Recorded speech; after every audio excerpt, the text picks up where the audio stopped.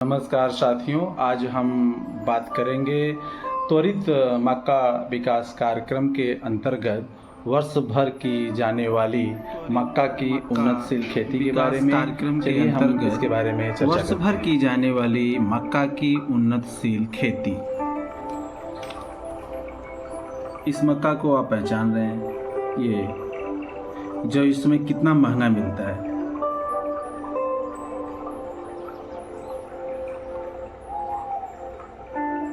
कृषि विभाग उत्तर प्रदेश। तो चलिए हम मक्का की उन्नतशील खेती की बात करते हैं। वर्ष भर की जाने वाली मक्का की उन्नतशील खेती। मक्का खरीफ, रबी, जायद तीनों सीजन में ली जाने वाली फसल है। धान व गेहूं के बाद मक्का तीसरी सबसे महत्वपूर्ण अनाज की फसल है। मक्के को अन्न वाली फसलों की रानी, क्वीन ऑफ सीरियल क्रॉप कहा जाता है। देश में मक्का का उत्पादन लगभग 47% पोल्ट्री फीड और 13% खाद्य उपयोग और 13% एनिमल फीड, 14% स्टार्च हेतु और 7% प्रसंस्करण के रूप में एवं 6% निर्यात और अन्य उद्देश्य के लिए उपयोग किया जाता है। संतुलित प्रजातियां हैं। संकुल खरीफ में आइए तो संकुल नवीन, नवजोत, कंचन, श्वेता, आज़ाद, उत्तम। और संकर में गंगा 11, प्रकाश, JH 3459, दक्कन 107, NMH 920, NMH 713 और NMH 113। रबी की समय संकुल धवल, शक्ति 1, शरद मणि। संकर में कक्कन 105, त्रिशूलता, KH 5981, NMH 920, NMH 4140 और NMH 713। शिशु मक्का हेतु आज़ाद कमल, NHM 4। ये खरीफ की फसल का बुआई का समय है। खरीफ के फसल का बुआई का समय जून से जुलाई और रबी के बुआई का समय है अक्टूबर से नवंबर। और जायद की बात करें तो जायद में संकुल के अंतर्गत नवीन, नवजोत, कंचन, श्वेता, गौरव। और संकर में NMH 133, NMH 920, प्रकाश, पूसा, अगेती, शंकर, मक्का 2, NMH 713, NMH 4140 और शिशु मक्का हेतु MH 4, आज़ाद, कमल, प्रकाश। तो जायद की फसल फरवरी से मार्च के अंतर्गत बोई जाती है। इस टेबल को आप ध्यान से देखिए, सारी चीज़ें इसमें क्लियर है। फिर ये मक्का की बेहतरीन खेती, एक एक में 2-2 बाल लगे हैं और लाइन से बोया जाता है। इसको यूं ही नहीं खेत में फेंक दिया जाए।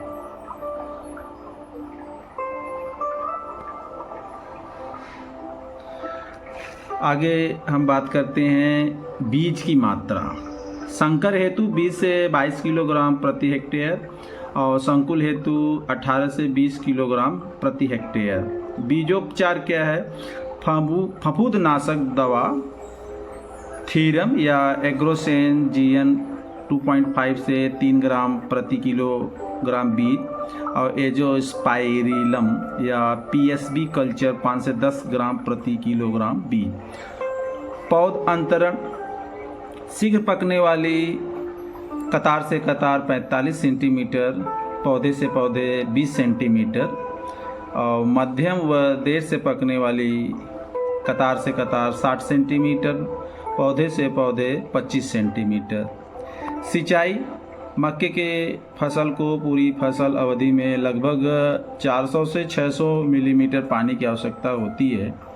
और सिंचाई की महत्वपूर्ण अवस्था पुष्पन और दाने भरने का समय है। पुष्पन के समय पानी न मिलने पर दाने कम बनते हैं। पौध संरक्षण, कीट प्रबंधन,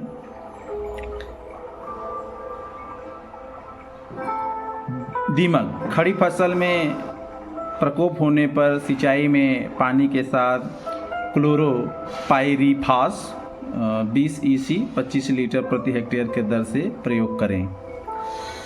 ये तना छेदक, यह कीट जड़ को छोड़कर पौधे के समस्त भागों को प्रभावित करती है। इसके नुकसान से पौधा बौना हो जाता है। वह प्रभावित पौधे में दाने नहीं बनते हैं। प्रारंभिक अवस्था में डेड हार्ट बनता है, जिससे पौधे के निचले स्थान में दुर्गंध आने लगती है। गुलाबी तना भेदक, इस कीट की इल्ली तने के मध्य भाग को नुकसान पहुंचाती है, जिससे दाने नहीं आते हैं। आगे हम देखें तो फॉल आर्मी वर्म, पहचान व हानि की प्रकृति।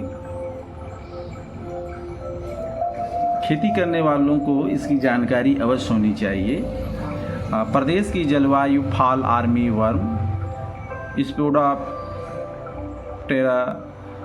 फ्रूगिपेरेटा के लिए अनुकूल है। यह एक बहुभोजी पॉलीफेगस कीट है, जिसके कारण मक्का के साथ साथ अन्य फसलों जैसे ज्वार, बाजरा, धान, गेहूं तथा गन्ना आदि फसलों को भी हानि पहुंच सकता है।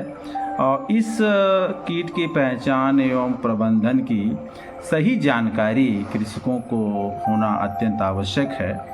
पहचान, इस कीट की मादा ज़्यादातर पत्तियों की निचली सतह पर अंडे देती है और कभी कभी पत्तियों की ऊपरी सतह एवं तनों पर भी अंडे दे देती है। इसकी मादा एक से ज़्यादा परत में अंडे देकर सफ़ेद झाग से ढक देती है। अंडे हल्के पीले क्रीम कलर या भूरे रंग के होते हैं। फॉल आर्मी वर्म का लार्वा भूरा धूसर रंग का होता है तथा इसके पार्श्व में 3 पतली सफ़ेद धारियां और सिर पर उल्टा अंग्रेजी अक्षर का Y दिखता है। और शरीर के दूसरे अंतिम खंड पर वर्गाकार 4 गहरे बिंदु दिखाई देते हैं तथा अन्य खंडों पर 4 छोटे छोटे बिंदु समलंब आकार में व्यवस्थित होते हैं। क्षति का स्वरूप क्या है? इस कीट की प्रथम अवस्था सुंडी लार्वा सर्वाधिक हानिकारक होती है। यह कीट मक्का के पत्तियों के साथ साथ बाली को भी प्रभावित करता है। इस कीट का लार्वा मक्के के छोटे पौधों के गोब के अंदर घुसकर अपना भोजन प्राप्त करता है। इस कीट के प्रकोप की पहचान फसल की बढ़वार अवस्था में पत्तियों में छिद्र एवं पत्तियों के बाहरी किनारों पर इस कीट द्वारा उत्सर्जित पदार्थों से की जा सकती है। और उत्सर्जित पदार्थ महीन भूसे की बुरादों जैसा दिखाई देता है। प्रबंधन में क्या करें कि फसल कटाई के समय खेत में गहरी जुताई करनी चाहिए, जिससे पौधे के अवशेष कीट के प्यूपा अवस्था नष्ट हो जाए। इसके अलावा और भी हम आपको बताना चाहेंगे मक्का के बारे में। इसमें अगला पॉइंट है कीट प्रतिरोधी प्रजाति का उपयोग करना चाहिए। मक्के की बुआई मानसून की पहली बारिश के बाद करनी चाहिए और प्रकाश प्रपंच का उपयोग सायं 6:30 बजे से 10:30 बजे तक करना चाहिए। जिन खेतों पर प्ररोह मक्खी, दीमक या कटुआ इल्ली का प्रकोप प्रत्येक वर्ष दिखता है, वहाँ दानेदार दवा फोरेट 10G को 10 किलोग्राम प्रति हेक्टेयर बुआई के समय बीज के नीचे डालें। रोग, डाउनी मिल्ड्यू बोने के 2-3 सप्ताह पश्चात यह रोग लगता है। सर्वप्रथम पर्णहरित का ह्रास होने से पत्तियों पर धारियां पड़ जाती हैं, प्रभावी हिस्सा सफ़ेद रुई जैसे नज़र आने लगते हैं और पौधे की लंबाई रुक जाती है। उपचार क्या है? डाइथेन M45 दवा आवश्यक पानी में घोलकर 3-4 छिड़काव करें। पत्तियों का झुलसा रोग, पत्तियों पर लंबे नाव के आकार के भूरे धब्बे बनते हैं जो नीचे की पत्तियों से बढ़कर ऊपर पत्तियों पर फैलता है, जिससे पत्तियां सूख जाती हैं। उपचार क्या है? रोग के लक्षण दिखते ही जिनेप का 0.12% घोल का छिड़काव करना चाहिए। तनाव सड़न, पौधे की निचली गांठ से रोग संक्रमण प्रारंभ होता है तथा बिलगन की स्थिति निर्मित होती है एवं पौधे के सड़े भाग से गंध आने लगती है। उपचार के लिए क्या करें कि 150 ग्राम कैप्टान को 100 लीटर पानी में घोलकर जड़ों पर डालना चाहिए। कटाई एवं मड़ाई के बारे में जानें। फसल की कटाई अवधि पूर्ण होने के पश्चात अर्थात चारे वाली फसल बोने के 60 से 65 दिन बाद, देसी किस्म बोने के 75 से 80 दिन बाद, संकर एवं संकुल किस्म बोने के 90 से 115 दिन बाद तथा दाने में लगभग 25% नमी होने पर कटाई करनी चाहिए। अब मक्का में सबसे महत्वपूर्ण कार्य कटाई के पश्चात मड़ाई है। इसमें दाने निकालने हेतु सेलर का प्रयोग किया जाता है। सेलर नहीं होने की अवस्था में साधारण थ्रेसर में सुधार करके मक्के की गहाई की जा सकती है। इसमें मक्के के भुट्टे के छिलके निकालने की आवश्यकता नहीं है। उपज शीघ्र पकने वाली 50 से 60 कुंटल प्रति हेक्टेयर और मध्यम पकने वाली 60 से 65 कुंटल प्रति हेक्टेयर और देर से पकने वाली 60 से 70 कुंटल प्रति हेक्टेयर। भंडारण,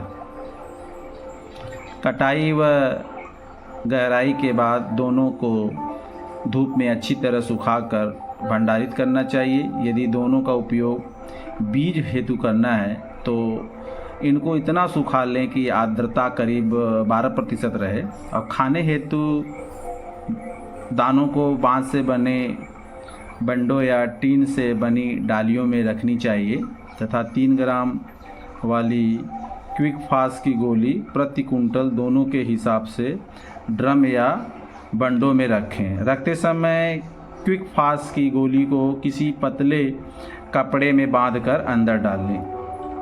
मक्का की उन्नतशील खेती के मुख्य प्रभावी बिंदु रहे मक्का की बुआई 25 जून तक पूरी कर लें। यदि सिंचाई की सुविधा उपलब्ध हो तो बुआई 15 जून तक कर लेनी चाहिए और मक्का की बुआई मेड़ों पर बेड प्लांटर से करें। क्षेत्र विशेष के लिए संस्तुत उन्नतशील प्रजातियां संकुल संकर का शोधित बीज का प्रयोग करें और विरलीकरण थीनिंग द्वारा पौधों को जो निर्धारित दूरी है, संख्या है, सुनिश्चित कर लें। मृदा परीक्षण के आधार पर उर्वरकों का संतुलित प्रयोग किया जाए। जिंक तत्व की कमी के क्षेत्रों में अंतिम जुताई के समय 20 किलोग्राम प्रति हेक्टेयर की दर से जिंक सल्फेट भूमि में मिलाकर बोया जाए। खरपतवारों को नष्ट करने के लिए सीमाजीन, एट्राजीन रसायनों का प्रयोग संतुति के आधार पर किया जाए। फसल में लगने वाले कीट रोगों की रासायनिक रोकथाम की जाए। अब भुट्टे को ढकने वाली पत्तियां 75% पीली होने पर तुड़ाई कटाई करें और बीज नज़दीकी सरकारी संस्था अथवा विश्वसनीय संस्था से क्रय करें। ये रहा आपका त्वरित मक्का विकास कार्यक्रम के अंतर्गत वर्ष भर की जाने वाली मक्का की उन्नतशील खेती। Thank you.